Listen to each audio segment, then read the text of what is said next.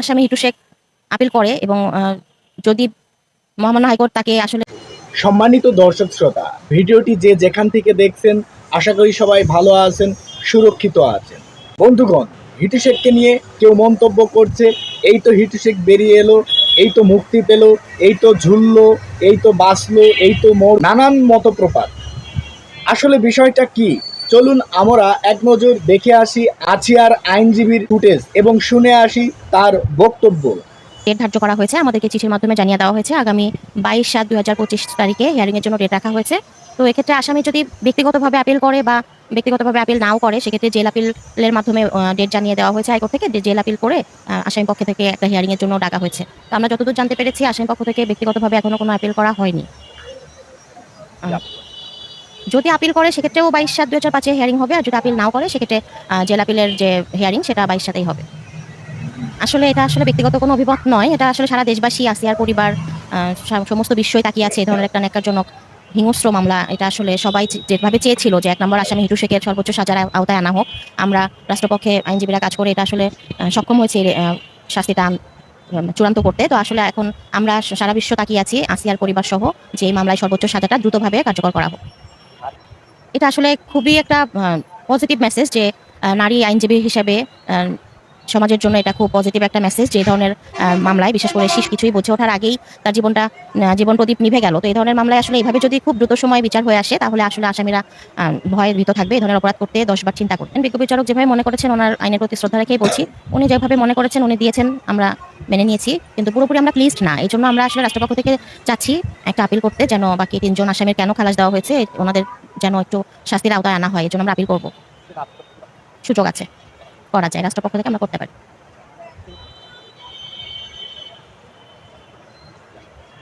হিটু শেখের পক্ষ থেকে আসলে আমাদের জানা মতে এখনো কেউ আপিল করেনি।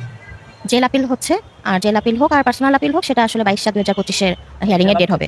জেল আপিল হচ্ছে জেলখানা থেকে যে এই যে পানিশমেন্টগুলো বড় আর কি, যাবজ্জীবন বা সব ক্ষেত্রে জেল থেকে আসামি পক্ষে জেল আপিল করা হয়। সেটা আসামি পক্ষ পার্সোনালি তাকে বলুক আর না বলুক, আইনের বিধান মতে এটা জেল থেকে জেল আপিল করা হয় এবং হাইকোর্টের যে ডেট দেওয়া হয় সেই ডেট এটা হিয়ারিং করা হয়। তো এক্ষেত্রে আপিল করুক বা না করুক, জেল আপিল করা উচিত বা আইনের নিয়ম, এটা জেল আপিল করতেই হবে। জি, এটা আইনের নিয়ম আছে, এই জন্য জেল আপিল করতে হবে। জেল আপিল না করলে এই ধরনের আসামিকে পানিশমেন্টের আওতায় আনা আসলে আইন বহির্ভূত হয়ে যায়। এই জন্য জেল আপিলটা করে হয়। জি, হিটু শেখ আপিল করে এবং যদি মহামান্য হাইকোর্ট তাকে আসলে যেভাবে বলছেন আপনি যে মৃত্যু সাজা কমিয়ে আনে বা যাবতীয়, তারপরে অ্যাপিলেট ডিভিশনে যাওয়া হবে। অ্যাপিলেট ডিভিশন যদি, আসলে আমরা এতদূর ভাবছি না, কারণ এই ধরনের আসামির আসলে আমার মনে হচ্ছে না যে সুযোগ আছে বা হবে। তারপরেও যদি আপনি যেহেতু প্রশ্ন করেছেন, যদি কোনোভাবে আইনের ফাঁকফোকর দিয়ে হয়ে যায়, সেক্ষেত্রে মহামান্য রাষ্ট্রপতির কাছে শেষ পর্যন্ত প্রাণ ভিক্ষার একটা সুযোগ আছে। সেখানেও যদি উনি যেটা ভালো মনে করবেন, তো আমরা আসলে মনে করছি না যে এরকম কিছু হবে। আইনের ধারা 2 মাস সময়ের মধ্যে আপিল করতে হয়, আপিল হিয়ারিং হবে, তারপরে যদি রায় বহাল থাকে।